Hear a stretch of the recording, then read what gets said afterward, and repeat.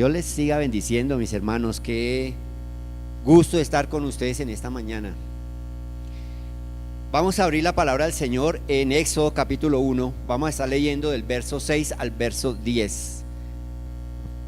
Éxodo capítulo 1, versículo 6 al versículo 10. Amén.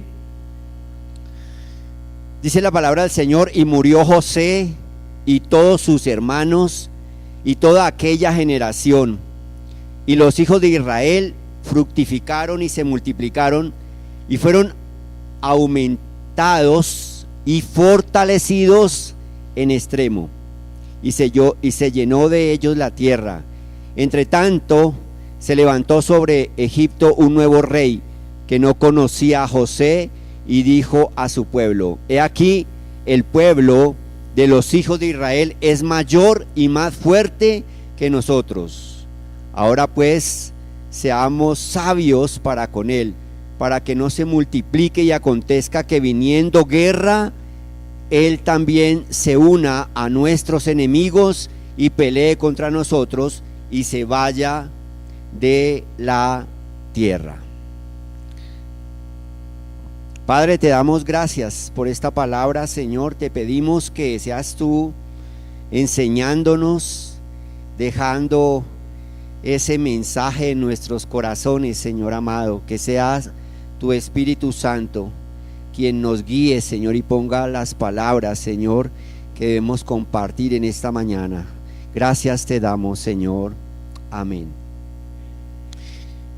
Qué gratificante y qué bueno es saber que Dios vela por nosotros. Amén. El saber que Él está siempre ahí. ¿Sí? Algunos piensan que el Señor creó todo y como que le dio cuerda al reloj y se fue, y que todo funciona sin que Él esté ahí presente. Dice la palabra del Señor que hace salir su sol, ¿cierto? Sobre los malos y los buenos. Dice que hace llover, ¿sí? Sobre justos e injustos, que da el alimento a las aves del cielo. Y vemos que es como una presencia continua de nuestro Dios para que todo funcione, ¿sí? Y es esa presencia obligada del Señor que muchas veces no la percibimos, porque lo recibimos todo de Él y creemos que las cosas se dan porque se tienen que dar y no porque Dios está ahí moviendo su mano para que tengamos el agua, para que tengamos el sol, para que salga. Le da la comida a las aves del cielo, ¿sí? Y a nosotros también nos lo da absolutamente todo. Pasamos tiempos que no son muy fáciles, como que las cosas se han venido apretando, si así lo pudiéramos decir, en muchos aspectos de la vida. Y hay momentos en que como que el mundo se nos viene encima y no sentimos, ¿sí?, que Dios está ahí presente con nosotros. El enemigo nos muestra a un Goliat, ¿sí?, muy grande cada día, ¿sí?, pero como que no permite que continuemos la historia hablando de un David que derrotó a ese Goliat, sino que como que nos trunca la historia y nos dice: hay alguien que es más grande y te va a acabar y te va a aniquilar. Esa es la obra del enemigo. En el mes de abril compartíamos esas dos formas de vida que podemos tener, y nos habla la palabra de Dios en Proverbios 15:15. Todos los días del afligido son difíciles, mas el de corazón contento tiene un banquete continuo. Hoy vamos a continuar hablando de ese cuidado de Dios, de ese Dios presente, ¿sí? Vamos a hablar de la providencia de Dios, de la providencia de Dios. Me gusta como lo define este teólogo J.I. Parker, que escribió El conocimiento del Dios Santo, el cual, un libro que nuestro hermano Aldemar nos estuvo compartiendo en la escuela, ¿cierto? ¿Sí lo recordamos? ¿Dónde están los estudiantes de ese momento, de esa época? ¿Sí? Entonces, él lo define, el autor de este libro define la providencia de Dios.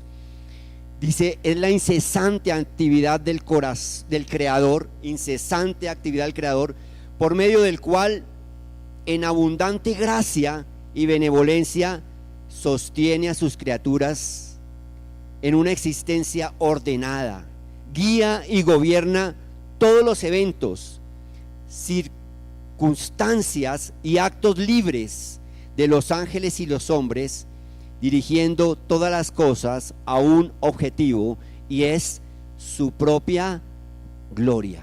Amén. ¿Estamos ahí, mis amados hermanos? Listo.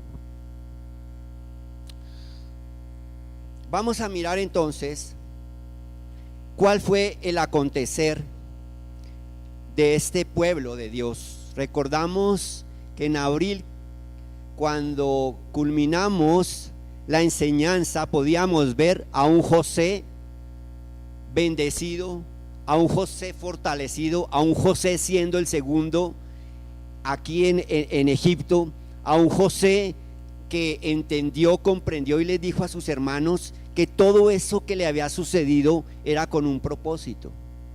Y vimos cómo Dios lo cuidó en cada uno de esos lugares difíciles, cuando fue vendido por sus hermanos, cuando se le despojó de su túnica, cuando fue echado allí a ese lugar, ¿cierto? Y cuando fue llevado a la cárcel injustamente. Pues el tiempo pasó, mis amados hermanos, el tiempo pasó, ¿sí?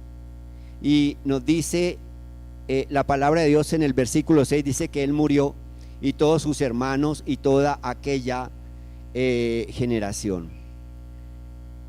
Y viene algo especial, dice, y los hijos de Israel fructificaron y se multiplicaron y fueron aumentados y fortalecidos en extremo, y se llenó de ellos la tierra. Habían pasado más de 400 años desde el momento en que llegaron a Egipto, y la pregunta es, ¿por qué se multiplicaron? ¿Por qué se fortalecieron en extremo? ¿Por qué creen ustedes?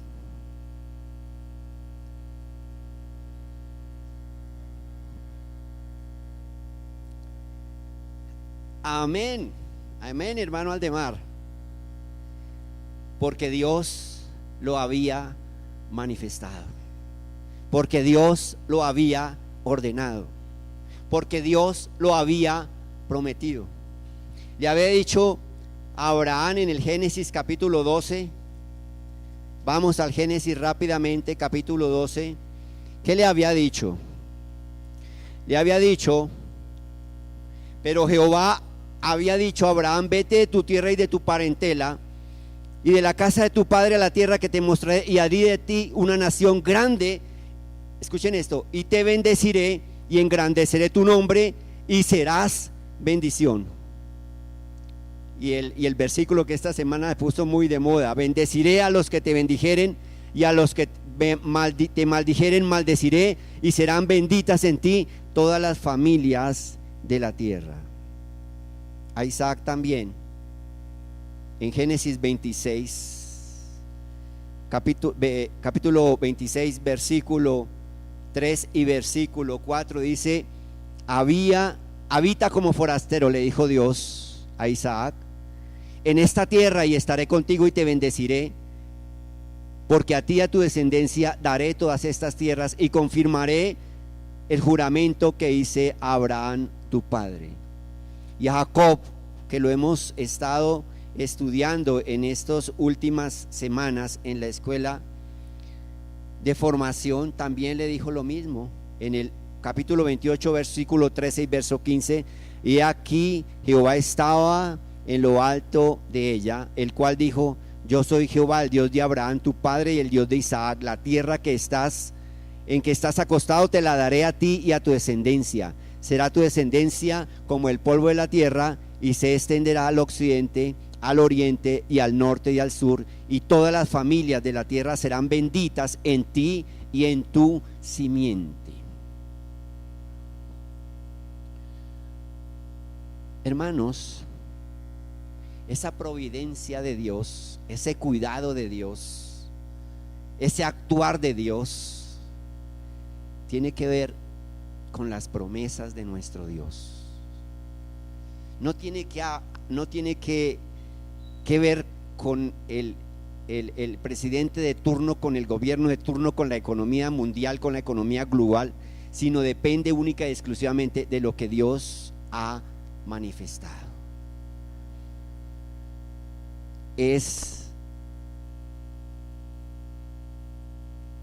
el actuar de Dios independientemente del tiempo en que nosotros estemos. En Génesis 44:26 dice que entraron 26 allí a Egipto, sin contar las mujeres de los hijos de Jacob. Y en el Éxodo 12:37 dice que salieron, dice 600,000 hombres de a pie, sin contar los niños. En el Éxodo 12:40 dice que habitaron 430 años. ¿Cuántas generaciones pasaron? Y la promesa de Dios se cumplió en cada uno de ellos. Hermanos, el cuidado de Dios tiene que ver con las promesas del Señor. Por eso debemos conocer las promesas del Señor, para saber en qué lugar estamos y cuál va a ser, ¿sí?, nuestra vida aquí sobre esta tierra. Pero ¿qué hizo Faraón? ¿Qué hizo ese rey de Egipto? En el versículo 9 dice: he aquí el pueblo de los hijos de Israel es mayor y más fuerte que nosotros. Lo reconocieron. Ahora pues seamos sabios para con él, para que no se multiplique. Y acontezca que viniendo guerra, él también se una a nuestros enemigos y pelee contra nosotros y se vaya de la tierra. Entonces, viene el entonces, ¿cierto? Pusieron sobre ellos comisarios de tributos que los molestasen con sus cargas, y edificaron para Faraón las ciudades de almacenaje, Pitón y Ramasés. Pero, ¿qué dice ese pero, mis amados hermanos? Pero cuanto más los oprimían, tanto más se multiplicaban y crecían, de manera que los egipcios temían a los hijos de Israel. Cuanto más les ponían cargas, cuanto más los oprimían, ¿qué sucedía? ¿Se truncaba la promesa de Dios?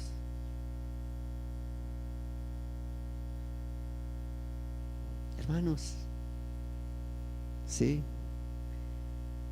Cuanto más les ponían tributos, cuanto más los molestaban con sus cargas, ¿sí?, y edificaban, cuanto más los oprimían, tanto más se multiplicaban y crecían, de manera que los egipcios temían a los hijos de Dios, a los hijos de Israel.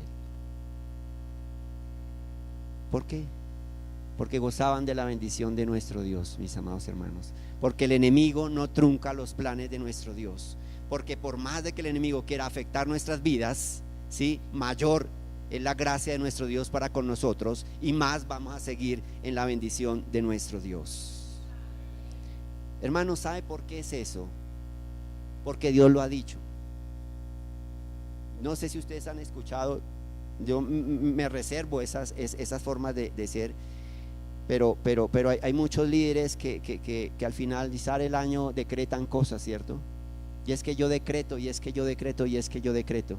Hermano, nosotros no dependemos de eso, porque Dios ya lo decretó, Dios ya lo dijo, ¿sí? Y Él está por encima de cualquier otra cosa. Bendito sea el Dios y Padre de nuestro Señor Jesucristo, que nos bendijo con toda bendición espiritual en los lugares celestiales en Cristo. ¿A quiénes? A nosotros. Él nos bendijo, y nos bendijo, ¿por qué? Porque Él quiso hacerlo, porque esa es parte de su soberanía y debemos entenderlo así. no nos bendijo porque nosotros hayamos sido los mejores, porque nosotros encontremos una santidad. Nos bendijo porque Él lo quiso hacer, y eso hace parte de su soberanía. Y por eso cada día que abrimos nuestros ojos debemos darle gracias a Él, porque me bendijo a mí sin merecerlo. Cuando escoge su pueblo, en Deuteronomio capítulo 7 les dice claramente: no por ser vosotros más que todos los pueblos os ha querido Jehová y os ha escogido, pues vosotros erais el más insignificante de todos los pueblos, sino por cuanto Jehová nos amó y quiso guardar el juramento que juró a vuestros padres, os ha sacado Jehová con mano poderosa y os ha rescatado de servidumbre de la mano de Faraón, rey de Egipto. No porque seamos algo, mis amados hermanos, sino porque a Él le plació, y esa es su preciosa soberanía. Es su preciosa soberanía. Entonces, hermanos, ese cuidado que Él tiene sobre cada uno de nosotros depende de qué, de Él y no de nosotros. Primero, depende de sus promesas, porque las promesas del Señor se cumplen. Segundo, porque Él nos bendijo y hemos sido bendecidos. ¿Por qué nos cuesta creer que hemos sido bendecidos por Dios? Porque muchas veces buscamos el lugar donde están bendiciendo, a ver si me bendicen a mí, a ver si me cae esa bendición a mí, a ver si me llega esa bendición a mí. Ya Dios nos bendijo y hemos sido bendecidos, y las bendiciones de Dios, ¿cierto?, están ahí, y como dice Deuteronomio capítulo 28, y esas bendiciones os alcanzarán, ¿sí? Nos perseguirán, ¿cierto? Pero así lo vemos, mis amados hermanos, así lo vemos, así lo sentimos, que esas bendiciones llegan porque Dios así lo ha decretado y no porque el hombre lo haya decretado. Es porque Dios, en su infinita misericordia y soberanía, así lo ha establecido. Pero sigue, volvamos al Éxodo, ¿cierto? Verso 15 en adelante.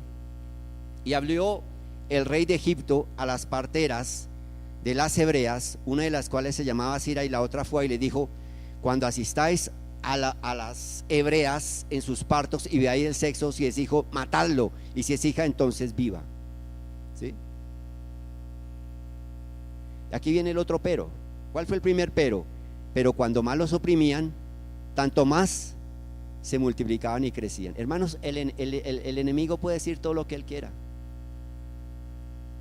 pero la palabra de Dios borra todo lo que el enemigo ha querido decir. Ahí el problema es si nosotros le creemos al enemigo y no le creemos a nuestro Dios. Eso sí ya es cosa de nosotros, ¿sí? Pero cuanto más los oprimían, más se multiplicaban. Aquí la orden, ¿cuál es la orden? Muerte, ¿sí? Vamos a acabarlos de alguna otra forma, ¿cierto? Pero el verso 17 dice: pero las parteras que temieron a Dios y no hicieron como les mandó el rey de Egipto, sino que preservaron la vida de los niños. Hermanos, es la obra, es el cuidado de Dios para con su pueblo. Siempre hay un pero, siempre hay un pero, siempre Dios borra todo lo que el enemigo quiere dejarnos en nuestra mente, quitarnos la paz. A eso él vino. Siempre hay un pero. En Hechos capítulo 12 recuerdan que ya Pedro estaba ya en la cárcel y lo iban a matar también, ¿sí? ¿Y cuál fue el pero? Pero la iglesia hacía continua oración por él. Qué hermoso, hermanos, es que entendamos que Dios nos bendijo, que sus promesas son para nosotros y que el enemigo puede decir lo que quiera decir. Siempre Dios está en cuidado de nosotros, de sus hijos. Sintamos ese cuidado del Señor, sintamos esa protección de nuestro Dios. Hermanos, pero los siguieron afligiendo, ¿cierto? Los siguieron afligiendo, les siguieron poniendo esas cargas pesadas, ¿sí? Esas son las dos artimañas del enemigo. Primero, ponernos cargas, y segundo, querer quitarnos la vida, ¿cierto? Las cargas, ¿sí? Nos cargamos con todas las cosas, todo lo que sucede, con las noticias. Prendemos el noticiero y vemos que las cosas se han puesto difíciles y nos cargamos con todo eso, al igual que Faraón quiso hacer con el pueblo de Dios. Y como vio que se multiplicaban y quiso quitarles la vida, pero las parteras temieron a Dios. Capítulo 3 del Éxodo, verso 7 al verso 10. Dijo luego Jehová: bien he visto la aflicción de mi pueblo que está en Egipto, y he oído su clamor a causa de sus exactores, pues he conocido sus angustias, y he descendido para librarlos de mano de los egipcios y sacarlos de aquella tierra a una tierra buena y ancha, a tierra que fluye leche y miel, a los lugares del cananeo, del eteo, del amorreo, del fereceo, del heveo y del jebuseo. El clamor pues de los hijos de Israel ha venido delante de mí, y también he visto la opresión con que los egipcios los oprimen. ¿Qué está diciendo el Señor? Que oyó el clamor de los hijos de Israel. ¿Oyó qué? El clamor de los hijos de Israel. ¿Sí? ¿Y qué tres cosas vemos nosotros de lo que manifiesta el Señor? He visto la aflicción, he oído el clamor, y he descendido para librarlos. Hermanos, ese es el actuar de Dios cuando nosotros clamamos. Esto hace parte de ese cuidado perfecto de nuestro Dios. He visto la aflicción, he oído el clamor, y he descendido para librarlos. Dios no puede negarse a esto que Él ha manifestado. Vayamos un poquito al Génesis capítulo 16, donde encontramos la historia de Agar e Ismael. Dice: Sarai, mujer de Abraham, no le daba hijos, y ella tenía una sierva egipcia que se llamaba Agar. Dijo entonces Sarai a Abraham: ya ves que Jehová me ha hecho estéril, te ruego pues que te llegues a mi sierva, quizá tendré hijos de ella. Y atendió Abraham el ruego ¿de quién? De Sarai. Y Sarai, mujer de Abraham, tomó a Agar, su sierva egipcia, al cabo de 10 años que había habitado Abraham en la tierra de Canaán, y la dio por mujer, y a Abraham su marido. Y él se llegó a Agar, la cual concibió, y cuando vio que había concebido, miraba con desprecio a su señora. Entonces Sarai dijo a Abraham: mi afrenta sea sobre ti, yo te di mi sierva por mujer, y viéndose encinta me mira con desprecio, juzgue Jehová entre tú y yo. Y respondió Abraham a Sarai: y aquí tu sierva está en tus manos, haz con ella lo que bien te parezca. Y como Sarai la afligía, ella huyó de su presencia. ¿Sí? Sarai huye de la presencia porque queda embarazada, ¿sí? Y Sara le amargaba la vida. ¿Cómo sería esa situación? Difícil, ¿no? No una situación fácil. Dice: y la halló el ángel de Jehová junto a una fuente de agua en el desierto, junto a la fuente que está en el camino de Shur, y le dijo a Agar, mira lo que le dice el Señor a esta mujer: Agar, sierva de Sarai, ¿de dónde vienes tú y a dónde vas? ¿Qué creen ustedes? Esa pregunta ¿qué nos inquieta a nosotros? ¿Será que el Señor no sabía para dónde iba ella? ¿Sabe que Dios dijo: oiga, no sé para dónde va, le va a preguntar a ver qué hace por ahí? Más está como mal parqueada, decimos nosotros, a ver para dónde va. ¿Sí? El Señor sabía que era lo que ella estaba viviendo. Y ese, ¿de dónde vienes y a dónde vas?, tiene que ver con nuestra comunión con Dios. Tiene que ver con el que sabemos que Él nos cuida a nosotros, y frente a las situaciones las afrontamos porque no estamos solos, sino que Dios está ahí con nosotros. ¿Se acuerdan a Elías también cuando huye y se le aparece allí el Señor y le dice: ¿usted qué hace ahí? Levántate y come porque largo camino te queda, ¿cierto?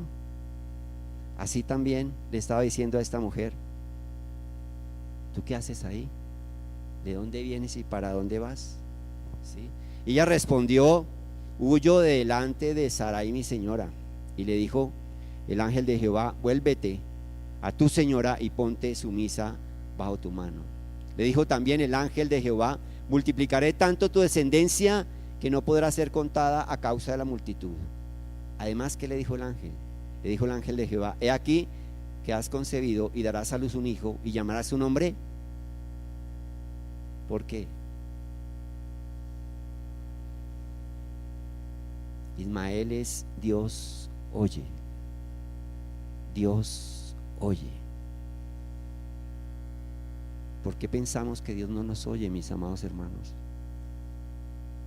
¿Por qué le creemos al enemigo la historia que nos la trae de Goliat, pero no nos cuenta qué pasó después, ¿no? Solo nos dice: el enemigo es grande y alto y poderoso, y tiene una espada y tiene todo ese armamento, pero ahí termina la historia para Satanás,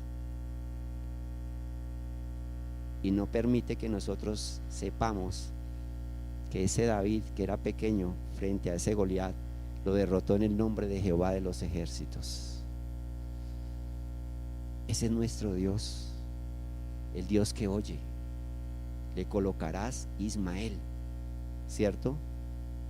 Le colocará por nombre Ismael, porque Jehová ha oído tu aflicción. ¿Sí? Porque vemos nosotros que Jehová ve, oye y desciende para librarnos. Y dice más adelante: y él será hombre fiero, su mano será contra todos y la mano de todos contra él, y delante de todos sus hermanos habitará. Entonces llamó el nombre de Jehová que con ella hablaba: tú eres Dios que ¿qué? Dios que me ve. Porque dijo: no he visto también aquí al que me ve. Por lo cual llamó al pozo del viviente que me ve. He aquí está entre Cades y Barnea. Hermanos, Dios no puede negarse a lo que es. Dios es un Dios que nos ve. Dios es un Dios que nos oye. Y Dios es un Dios que desciende para librarnos. Eso hace parte del cuidado en el cual debemos guardar en nuestros corazones cuando sentimos que como el mundo se nos viene encima y que no hay nadie quien pueda tendernos la mano. Dios descendió, y descendió para librarlos, y llama a Moisés, ¿sí? Nombre que diríamos nosotros, ¿por qué no llama a otro? ¿Cierto? Dios utiliza muchos medios para librarnos a nosotros, y llamó a un hombre temeroso, a un hombre que era corto de poder hablar, a un hombre que tenía muchos miedos, pero a él fue el que llamó el Señor para librarlos. Hermanos, en ese cuidado que Dios tiene, Dios utiliza muchas formas, y no somos quienes nosotros para imponerle al Señor de qué forma debe librarnos a nosotros. Eso hace parte también de la soberanía de nuestro Dios. ¿Recuerdan todos esos temores que le manifestó Moisés cuando Dios le dice: tienes que ir a Faraón? No, pero yo, si no sé hablar, pero y si él me dice: ¿quién me manda? ¿Yo qué le digo? Sí, y todo el Señor lo resolvió. El caso fue que fue a Faraón. ¿Cómo actuó el Señor? ¿De qué manera? Vamos al Éxodo capítulo 7. ¿De qué manera fue que el Señor descendió para librarlos? Si del cuidado que Dios tiene para con nosotros, tiene que actuar de manera sobrenatural para guardarnos, Él lo hace. Amén. Capítulo 7 del libro de Éxodo. Jehová dijo a Moisés: mira, yo te he constituido Dios para Faraón, y tu hermano Aarón será tu profeta. Tú dirás todas las cosas que yo te mande, y Aarón tu hermano hablará a Faraón para que deje ir de su tierra a los hijos de Israel. Y mire lo que dice el Señor: y yo endureceré. ¿Quién endurecía? Dios.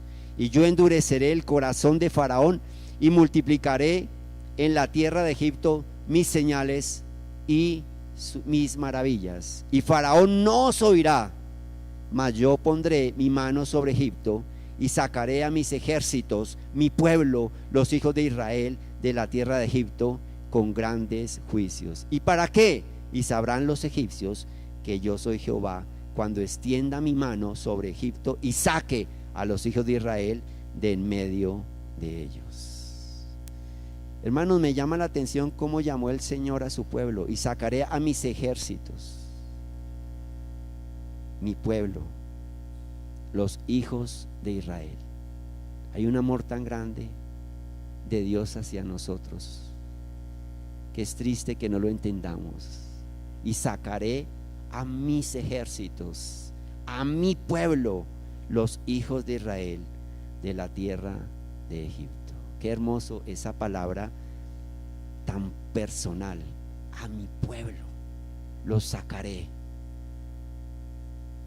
Ese Dios que está escrito aquí en la Biblia, ese mismo Dios que hoy nos dice: hoy te sacaré,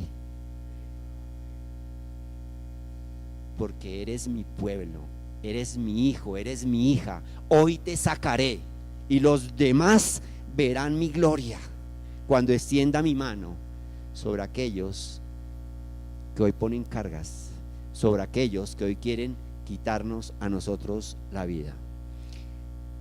No voy a detenerme en cada una de esas plagas, que fue lo que el Señor utilizó, pero sí quiero resaltar ese cuidado perfecto de Dios en medio de las plagas.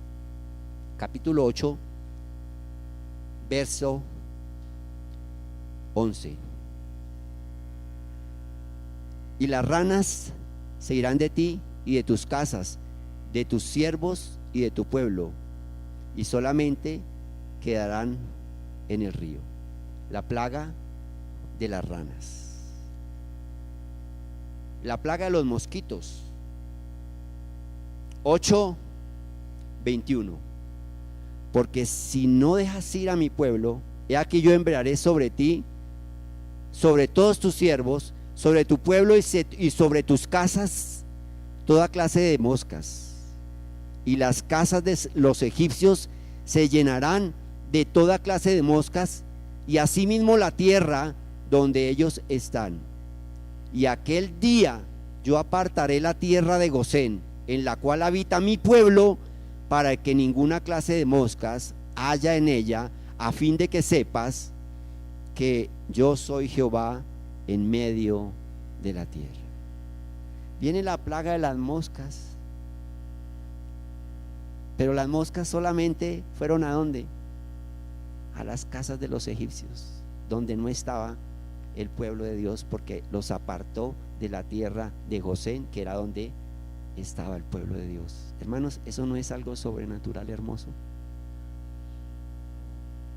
Si Dios tiene que hacer lo que tenga que hacer, lo hace para cuidarnos a nosotros.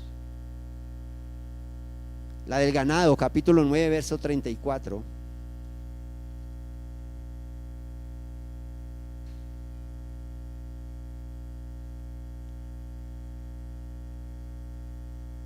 Capítulo 9, verso 3 y 4, perdón. Capítulo 9, verso 3 y 4. La plaga del ganado. He aquí, la mano de Jehová estará sobre tus ganados que están en el campo, caballos, asnos, camellos, vacas y ovejas, con plaga gravísima.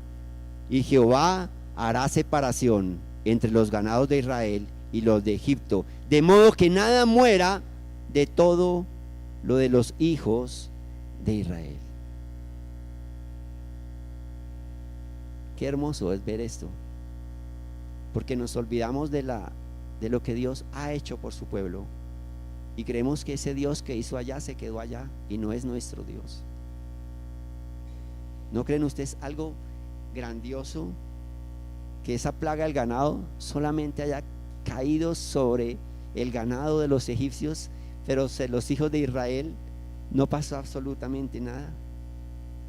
Es algo especial, es algo maravilloso. 9:11. 9:11. La plaga de las úlceras, y los hechiceros no podían estar delante de Moisés a causa del sarpullido, porque hubo sarpullido en los hechiceros y en todos los egipcios. El 9:26.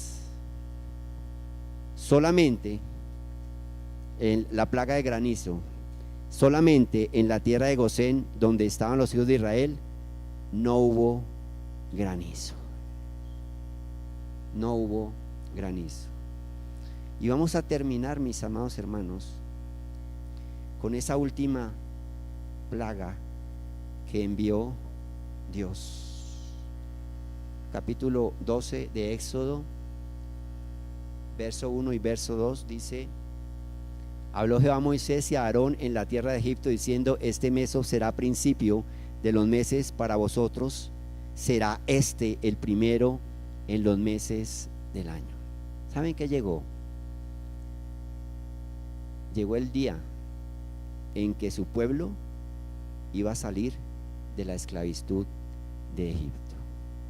Hermanos, en el cuidado de nuestro Dios hay un día. Aquí le estaba diciendo, este día va a ser el primero para ustedes. Siempre hay un momento en que el Señor dice: hasta aquí fue la tribulación, hasta aquí fue el desierto, hasta aquí fue la angustia, hasta aquí fue la opresión, hasta aquí fue el llanto. Lo hizo con el pueblo de Dios y lo hace con nosotros. Se nos dificulta muchas veces creer esta palabra y creemos que nuestras angustias, nuestras dificultades van a ser eternas, pero el desierto termina. ¿Y qué les dice? 12:12. Primero: yo pasaré aquella noche por la tierra de Egipto y iré a todo primogénito en la tierra de Egipto, así de hombres como de las bestias, y ejecutaré mis juicios en todos los dioses de Egipto, yo Jehová. Esa era la última plaga, ¿cierto? La muerte de los primogénitos. Y el Señor está diciendo que toda la tierra de Egipto, ¿sí?, todos los hombres, las bestias y todo van a morir.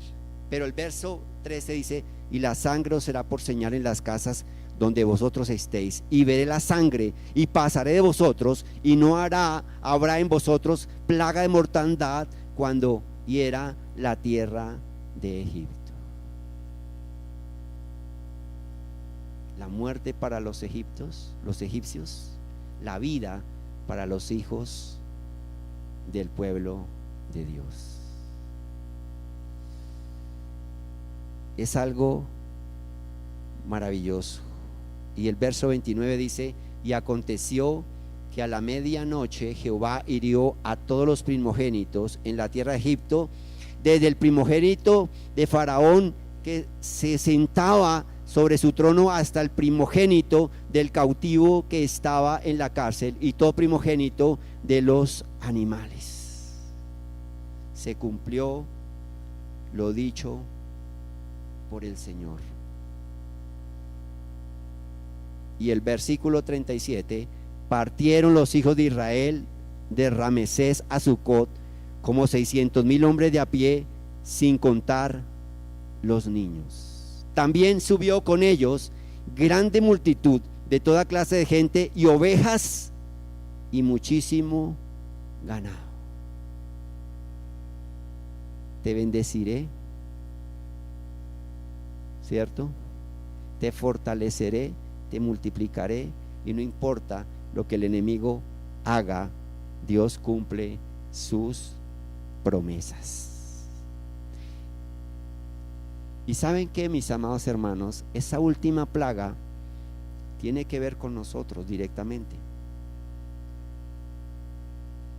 Allí era la sangre del animalito que ofrecieron, ¿cierto?, con la cual untaban el dintel de las puertas para que no llegara la muerte a ellos. Eso era sombra de lo que había de acontecer.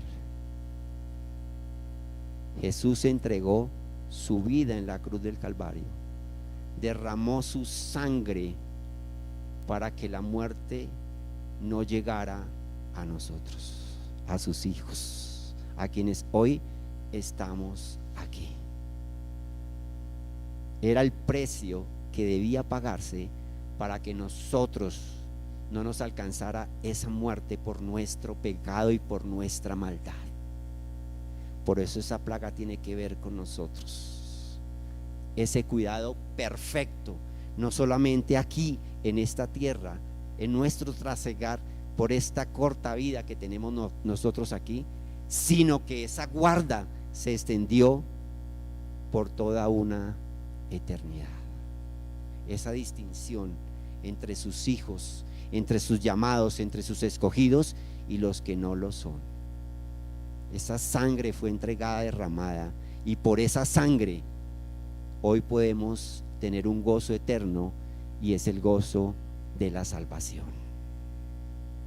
Es el cuidado que Dios tiene, es esa providencia de nuestro Dios. Hoy podemos dar las gracias al Señor porque vemos esa protección en cada momento de nuestra vida. Si lo queremos creer, creámoslo, pero sintamos que Él cuida de nosotros, que Él nos ve, que Él nos oye, y como le dijo a su pueblo, he descendido para librarlos. Padre, te damos muchas gracias, Señor, por tu palabra, por el cuidado que tienes de nosotros, porque no solamente aquí, Señor, nos cuidas, nos guardas, nos bendices, se cumplen tus promesas en nosotros, Señor, sino que mi Jesús diste tu vida en la cruz del Calvario, derramaste tu sangre para que esa muerte no nos alcanzara, Señor amado, no por nuestro mérito, no por nuestro accionar, sino por lo que tú hiciste en la cruz del Calvario. Esa sangre fue derramada, y esa sangre, Señor bendito, ese precio que debía pagarse para que esa muerte no nos alcanzara a nosotros, Señor amado. Gracias. Perdónanos cuando dudamos, perdónanos cuando nos falta la fe, perdónanos, Señor, cuando no creemos, perdónanos cuando vemos solo a Goliat pero no vemos el desenlace, Señor bendito, que murió por un David de pronto más pequeño, un David que no utilizó las armas de la milicia, sino un David que dijo: yo voy en nombre de Jehová de los ejércitos. Y eso somos nosotros, Padre. Te honramos, te alabamos, te damos las gracias en el precioso nombre de Cristo Jesús. Amén y amén. Dale un aplauso al Señor, mi hermano.